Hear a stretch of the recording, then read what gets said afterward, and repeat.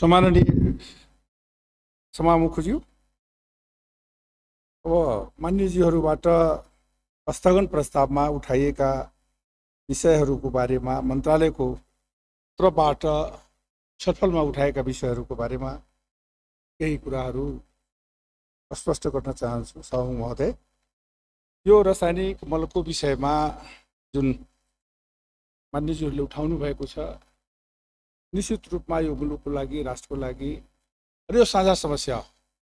हामी सबै सांसदजीहरूले, सबै पोलिटिकल पार्टीहरूले यो विषयहरूलाई गम्भीरताका साथ यहाँ जुन विषयहरू उठेको छ, यसको लागि हैन सरकारको तर्फबाट अहिलेसम्म भएका पहलहरूको बारेमा जुन जिज्ञासाहरू यहाँ प्रस्तुत भएको छ, यसको बारेमा हैन केही स्पष्ट गर्न चाहन्छु। सामान्य सभामुख महोदय, यो भारत भ्रमणको बारेमा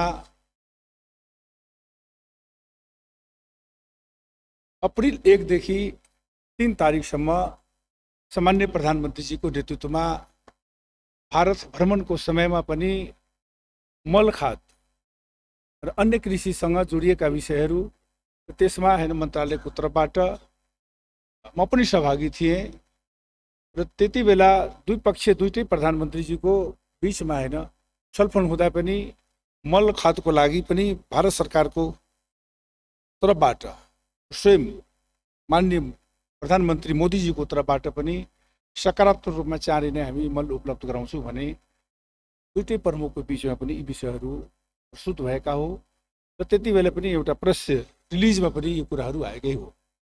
र त्यति बेला एउटा कुरा के भएको थियो भने कि अब जुन भारत सरकारको मन्त्रीहरूसँग कम समयको अभावको कारणले त्यति बेला फर्टिलाइजर मिनिस्टरसँग र कृषि मन्त्रीसँग भेट हुने अवस्था नभएकोले पछि आएर यी विषयहरूको लागि फेरि एकचोटि आएर छलफल गरेर यी विषयहरू जुन लामो समयदेखि हैन उठेका विषयहरूलाई सम्बोधन कसरी गर्न सकिन्छ भने छलफल गर्ने कुरा भएको थियो। एक, भारत भ्रमणमा।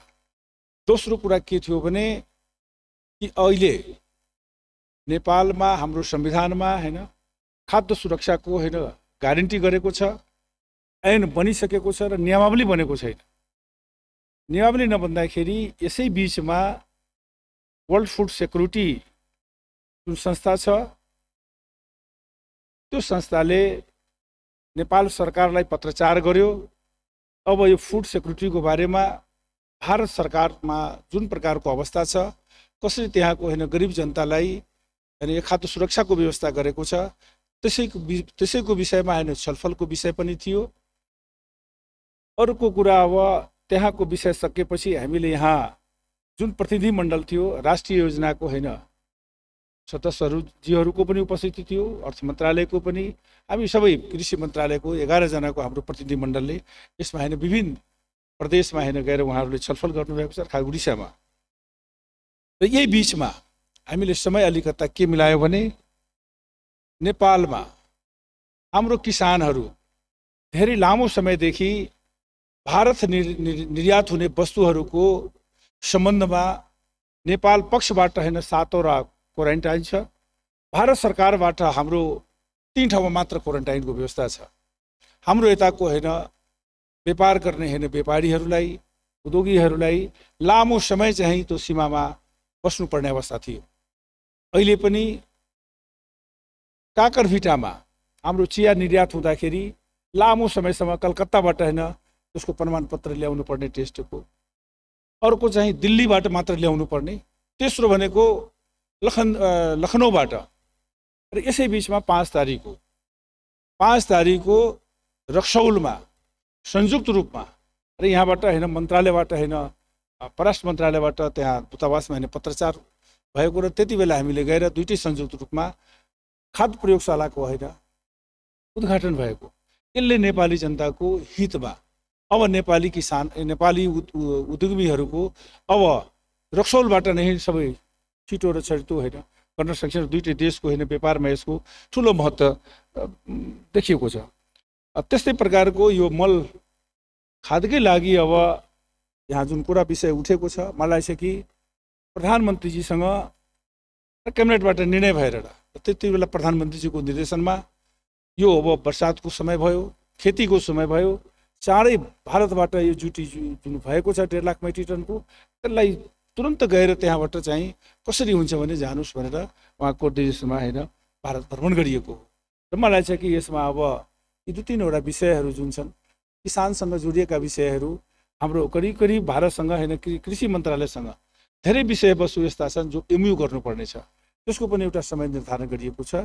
त्यस कारणले दुईटै देशको हितमा र खास गरी नेपालको हितमा यो जिटियु ल्याउनको लागि स्वाभाविक रूपमा होइन पहल जुन गरियो। मलाई लाग्छ कि अब जिटियुको लागि अब समस्या कस्तो हो भने म सभामुख महोदय म यहाँ अहिले केही लिखित रूपमा होइन डाटा सहित होइन अहिलेको परिस्थितिको विषयमा म राख्न चाहन्छु। नेपाल सरकारको विभिन्न बालीहरूको लागि आवश्यक आधारभूत पोषण तत्त्वको रूपमा रहेको नाइट्रोजन, फोस्फोरस र पोटास तत्त्व उपलब्ध गराउन रासायनिक मलहरूमा लागत सहभागिताको आधारमा किसानहरूलाई अनुदान उपलब्ध गराउने नीति दिँदै आएको अनुरूप युरिया, डिएपी र पोटास मलहरू अनुदानित सुलभ मूल्यमा किसानहरूलाई उपलब्ध गराउन गरेको छ। आबा 2078-79 को लागि रासायनिक मल अनुदानको लागि रु 15 अरब विनियोजन भएको छ भने थप मल आयात व्यवस्थाको लागि 2 पटक गरी 12 अरब 71 करोड रुपैयाँ रकम स्रोत सुनिश्चितता प्राप्त भएको छ। कृषि तथा पशुपक्षी विकास मन्त्रालय रासायनिक मलको सहज आपूर्तिको लागि निरन्तर प्रयास रहे पनि विश्व बजारमा आएको मलको मूल्यको उतार चढावको कारणले मल आपूर्तिमा असहजता आएको हो। यस अवधिमा मल आपूर्तिको लागि कृषि सामग्री कम्पनी लिमिटेडले 1,05,000 मेट्रिक टन, साल ट्रेनिङ कर्पोरेसनले तर्फबाट 1,17,000 मेट्रिक टन गरी जम्मा 2,22,000 मेट्रिक टन रासायनिक मल विभिन्न आपूर्तिकर्ताहरूले सम्झौताको समय सीमाभित्र उपलब्ध नगराएकोले मल आपूर्तिमा अभाव सिर्जना भएको। समय सीमाभित्र मल उपलब्ध गराउन नसक्दा त्यस्ता आपूर्तिकर्ताहरूको ठेक्का रद्द गरी कारबाही प्रक्रिया अगाडि बढाइएको अवस्था छ।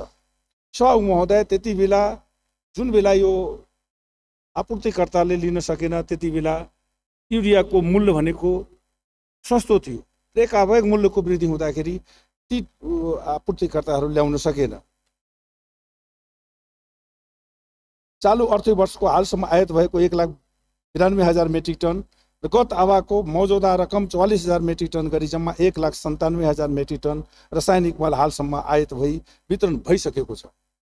नियमित रूपमा ग्लोबल टेन्डरको अलावा नेपाल सरकारले प्रमुख बालीको सिजनमा हुने मल अभावलाई कम गर्न रासायनिक मलको सहज आपूर्ति र उपलब्ध गराउने ध्येयको साथ नेपाल सरकारले भारत सरकारसँग जी प्रक्रिया अगाडि 5 वर्षमा 5,65,000 मेट्रिक टन युरिया उपलब्ध गराउने र युरिया 3,70,000 मेट्रिक टन डिएपी मल खरिद गर्ने गरी सम्झौता गरेको छ। धान बालीको सिजनमा मलको आपूर्तिलाई सहजता प्रदान गर्न यस आवाको लागि 1,50,000 मेट्रिक टन रासायनिक मल भारत सरकारबाट यसै सम्झौता अन्तर्गत खरिद गर्न प्रयास भइरहेको छ। यस सम्झौतामा अन्तर्गत खरिद प्रक्रिया अगाडि बढाउन नेपाल सरकारको तर्फबाट कृषि सामग्री कम्पनी लिमिटेड र भारतको सहकारी राष्ट्रिय केमिकल एन्ड फर्टिलाइजर लिमिटेडलाई मल खरिद प्रक्रियाको लागि तोकिएको छ र दुवै कम्पनीहरू बीच विभिन्न चरणमा वार्ता र छलफल भई खरिद सम्झौता अन्तिम चरणमा रहेको छ।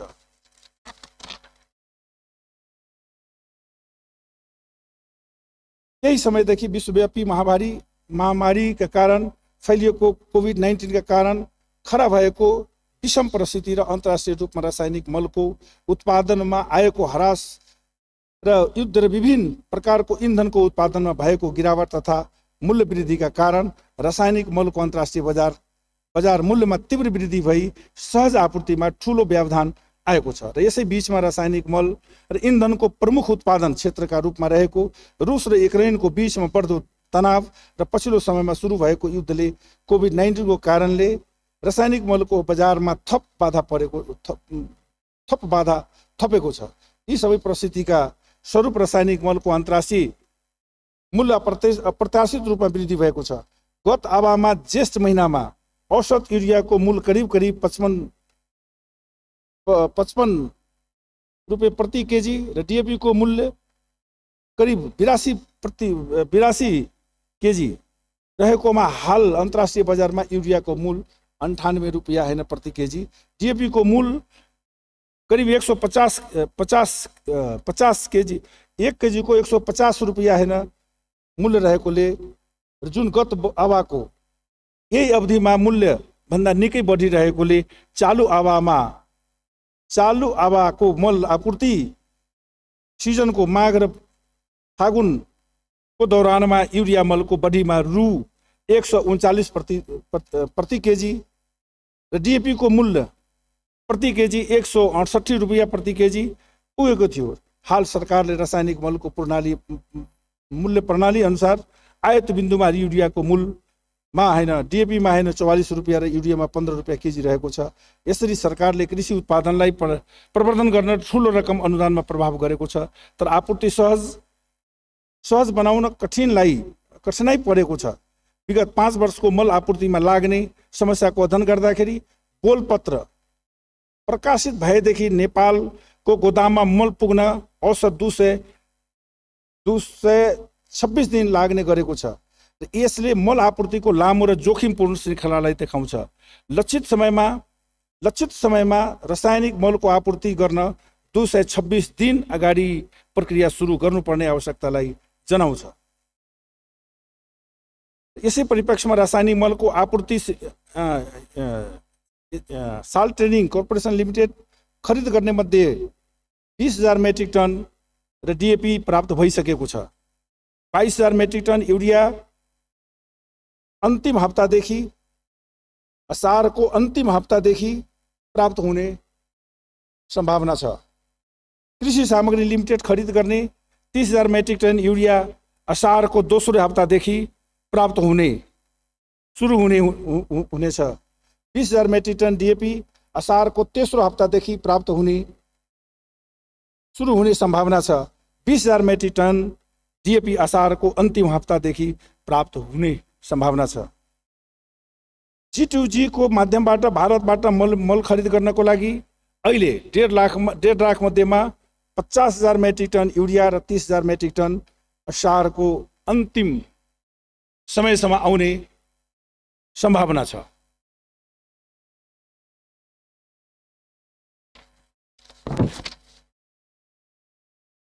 र अहिले नेपाल सरकारको मौजाद रहेको गोदाममा कृषि सामग्रीसँग अहिले 500 मेट्रिक टन युरिया खाद अहिले गोदाममा मौजुद छ। 7,000 मेट्रिक टन डीएपी गोदाममा मौजुद छ।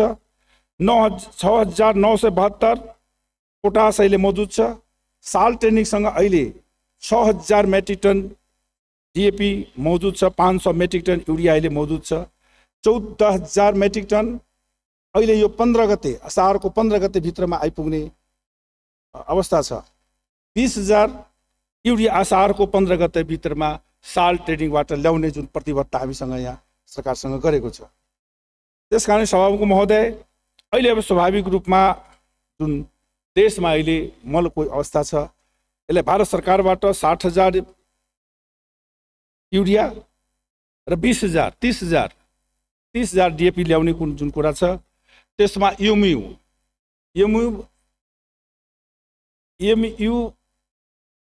फरवरीको 28 तारिक सम्झौता भएको एमयू भएको। सभामुख महोदय, त्यो सम्झौता हुँदाखेरि लामो समय लाग्यो र त्यसमा एमयूमा के लेखिएको छ भने भारत सरकारले हाम्रो नाकाको 3टा नाका हो, विराटनगर, वीरगञ्ज र भैरवा, यी 3टै नाकामा कुनै एउटा नाकामा भारत सरकारले हामीलाई 80,000 मेट्रिक टन भारत सरकारले पुर्याइदिने एमयूमा हाम्रो सम्झौता भइसकेको छ। त्यसकारणले भारत सरकारले अहिले आफ्नै तर्फबाट अहिले सबै भारत सरकारले नै अब त्यो जुन कम्पनी छ उहाँहरूको आरएफसी भने त्यो कम्पनीले हैन हाम्रो नेपालको सीमासम्म पुर्याउने उहाँको त्यो भइसकेको छ र दुईटैतिरको प्रक्रिया अगाडि बढिसकेको छ।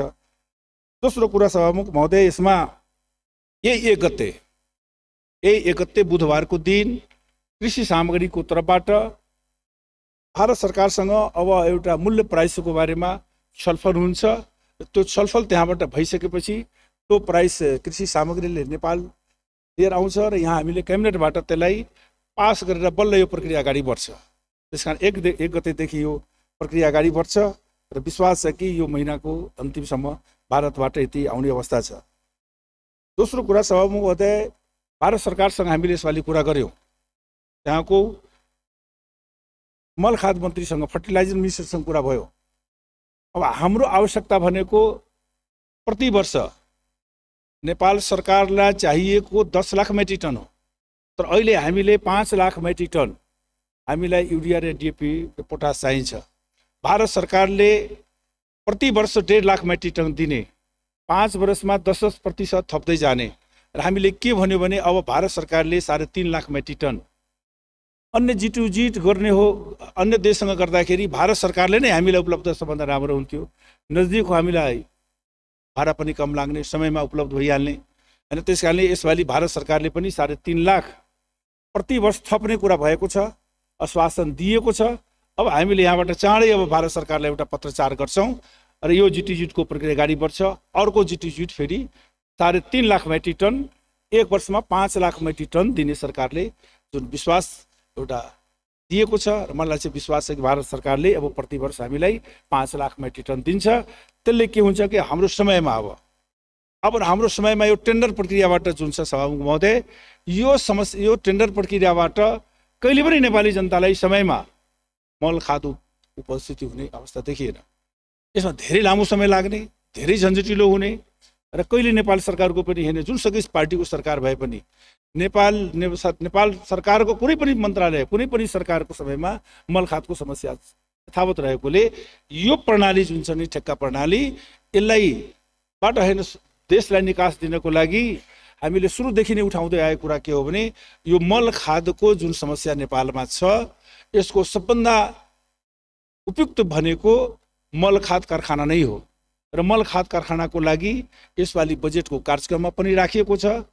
दोस्रो कुरा के हो भने कि यसको लागि लगानी बोर्डमा होइन छलफलको विषय बनेको छ, त्यहाँ अध्ययन भइरहेको छ, सम्भाव्यता अध्ययनहरूको प्रक्रिया बढेको छ। मलाई लाग्छ कि लगानी बोर्डले यसलाई समयमै एउटा निश्चित होइन तय गरिदियो भने मल खाद कारखाना लगाउन सकिन्छ सभामुख महोदय। तेस्रो विकल्प भनेको अब मल खाद कारखानामा समय लाग्न सक्छ। दोस्रो समाधान भनेको जसरी आयल निगमको जुन प्रकारले व्यवस्था छ स्वचालित मूल्यको हो, त्यो मूल्यकै आधारमा मल खाद पनि कस्तो अवस्था भयो भने अहिले अन्तर्राष्ट्रिय जगतमा जुन प्रकारको तेलको मूल्य वृद्धिमा उतार चढाव हुन्छ त्यसै प्रकारको अहिले पनि 8-8 दिनमा, एक हप्तामा, 2-2 हप्तामा मल खादको अहिले पनि होइन अन्तर्राष्ट्रिय होइन प्र्याक्टिसमा होइन त्यसको टेन्डर भइरहेको हुन्छ। त्यसकारणले अब सोच्नुपर्ने विषय र सबै म आग्रह गर्न चाहन्छु सभामुख मार्फत सबै सांसदजीहरूसँग अब यसको थायी निकास निकालौँ। यो तत्कालीन निकास हो, जुटिजु थायी निकास भनेको आयल निगम जस्तै नै हामीले एउटा व्यवस्थापन गर्न सक्यौँ भने यसले सदाको लागि समस्या हल हुन्छ, जसरी यसले तेलको अहिले भइरहेको छ। त्यस्तै नै गर्दाखेरि सबभन्दा यसको विकल्प हो। तेस्रो विकल्प भनेको जिटिजिट नै हो। अब हामीले भारतसँग 5 लाख गर्यो भने हामीलाई टेन्डर पनि गर्नु परेन, कुनै देशसँग जानु पनि परेन। त्यसकारणले यो जिटिजिट नै तेस्रो विकल्प हो र यो टेन्डर प्रक्रियाबाट झन्झटिलो भएकोले यसबाट कहिले पनि समस्याको हल हुँदैन। चौथो विषय भनेको अहिले अब पुरै विश्व बजारमा मल खादको एकदम सङ्कट भइरहेको अवस्थामा अहिले भारत सरकारसँग नयाँ युरिया भनेको भारत सरकारले हामी गइसकेपछि 5 लाख लिटर दिने कुरा निर्णय भएको छ र त्यो नयाँ युरिया भनेको हाम्रो नार्कले यहाँबाट अनुसन्धान परिषदले त्यसको होइन परीक्षण गरेको छ। त्यो नेपालको होइन फर्टिलाइजरको लागि, मल खादको लागि त्यति नै नाइट्रोजन छ, तर त्यो नाइट्रोजन भनेको माटोमा होइन यो पातमा होइन झारमा, जस्तो धान रोप्दाखेरि 25 दिनको बाद त्यसलाई स्प्रे गर्न सकिन्छ। त्यो नयाँ युरिया भनेको अहिले पनि त्यहाँ मन्त्रीसँग कुरा हुँदाखेरि र भारतमा यो धेरै लोकप्रिय भइरहेको र यसले धेरै युरियाको होइन मात्रालाई होइन न्यूनीकरण गरिरहेको अवस्थामा त्यहाँ नयाँ युरियाको भर्खरै चाहिँ 2-3 वटा फ्याक्ट्रीको उत्पादन भएको छ। र त्यो 1 लिटरको 800 रुपियाँ नेपाली पर्छ सभामुख महोदय। अहिले 5 लाख भारत सरकारले अस्ति निकासाको आयातको लागि स्वीकृति गरिसकेपछि अहिले 61,000 लिटर अहिले नेपालमा भित्रिसकेको छ, एउटा विराटनगर नाकाबाट, एउटा वीरगञ्ज नाकाबाट। र त्यो 800 लिटरमा पर्दाखेरि 1 बिघा जमिनमा त्यो नाइट्रोजन पुग्छ। सबभन्दा सस्तो, सबभन्दा प्रभावकारी। हाम्रो यहाँ पनि त्यो प्रमाणित भइसकेको छ र धेरै अहिले त्यो किसानहरूको डिमान्ड भएको छ। त्यसकारणले यो नैनो युरियाले पनि हामी नाइट्रोजनलाई त्यो बालीमा लगाउन सक्छौँ, त्यसको अभाव हुँदैन। 50 लाख लिटर हामीले 50 लाख लिटर माग गरिएको छ। अहिले 5 लाख आइसकेपछि फेरि 5 लाख निरन्तर दिने सवालमा यसले पनि नैनो युरिया आइसकेपछि यसले पनि यसको एउटा आपूर्तिलाई मतलब युरियालाई अलिकता न्यूनीकरण यसले गर्छ। दोस्रो अहिले एउटा इन्डियामा अहिले त्यो टेस्टको लागि यहाँ मगाइएको छ सारिका भन्ने, त्यो समुद्रको फेनबाट, समुद्रबाट त्यो त्यो अर्ग्यानिक नै हो। त्यसरी त्यहाँ प्रयास गरिएको छ। दोस्रो सभामुख महोदय, अहिले पनि यो युरियाबाट खेतको जैविक उर्वरा शक्ति कमजोर हुने, यसको लागि यसपालिको बजेटमा 7 प्रदेशमा 21 करोड रुपियाँ विनियोजन गरिएको छ, ताकि अर्ग्यानिक मलहरू त्यहाँ प्रदेश सरकारले नै गरेर त्यहीँबाट अनुदानको व्यवस्था गर्ने, त्यहीँबाट प्रक्रियाहरू अगाडि बढाउने। यसरी देशलाई अब युरियालाई मागलाई पनि अर्को व्यवस्था, नैनो युरिया, यी सबै गर्दाखेरि मलाई लाग्छ कि केही समय लाग्न सक्छ त्यो युरिया ल्याउनको लागि। र नैनो युरियाबाट मलाई लाग्छ कि यो समस्याको लागि हामी हल गर्न सक्छौँ। अनि त्यस कारणले यो अवस्थामा अहिले जुन प्रकारको अवस्था हामीले देखेका छौँ र जुन प्रकारको यहाँ अवस्था उठेको छ, र खास गरिकन कुन देशसँग पत्रचार भएको छ। सभामुख महोदय, योभन्दा पहिले पनि विगतकै सरकारले पत्रचार गरेको थियो जिटिसीको लागि। हामीले त्यही जुन सरकारसँग त्यहाँको राजदूतसँग कुरा गरेर जुन सरकारले अलिकता सकारात्मक कुरा गरे, हामी सबै देशहरूलाई हामीले पत्रचार गरेका छौँ। भारतलाई, चीनलाई, अन्य देशहरू के अरे यो कुवैतलाई, साउदी अरेबियालाई, तुर्किस्तानलाई बङ्गलादेशलाई सबैले पत्रचार गर्यो। तर अन्तर्राष्ट्रिय क्राइसिस भएको कारणले कुनै पनि देश अहिले पनि जवाब दिएको छैन, लामो समय भयो। तर पनि हामीले भारत नजिक भएको कारणले त्यहीबाट अहिले कता यो मलखातको लागि व्यवस्थाको लागि हामी जुन व्यवस्था गऱ्यौँ, त्यसकारणले यो कुरा उठेको थियो। जिटिसी धेरै देशहरूसँग हाम्रो प्रयास गरिरहेका छौँ, गरेका पनि छौँ, र समस्याको हल त्यसरी निकाल्ने हो। त्यस कारणले यो अब 3टै विकल्पमा मलखातको मैले अघि राखेँ। मल कारखानाको स्थापना आयल निगमको जस्तै या जिटिसीबाट गरौँ। यो लेन्दी प्रक्रिया भयो, लामो समय लाग्ने भयो। यसबाट समस्याको मलाई चाहिँ समस्याको हल निकाल्न बडा अप्ठ्यारो लाग्छ। त्यस कारणले अब यहाँ कुरा उठेको छ कि तातोपानी भन्सारमा अहिले उहाँ जुन ठेकदार हो, नेपालको ठेकदारहरूले समयमै मलखाद ल्याउनु पर्ने हो। विभिन्न कारणले त्यो ठेकदारले समयमा ल्याउन सकेन, र उसको म्याद सकिसकेको थियो।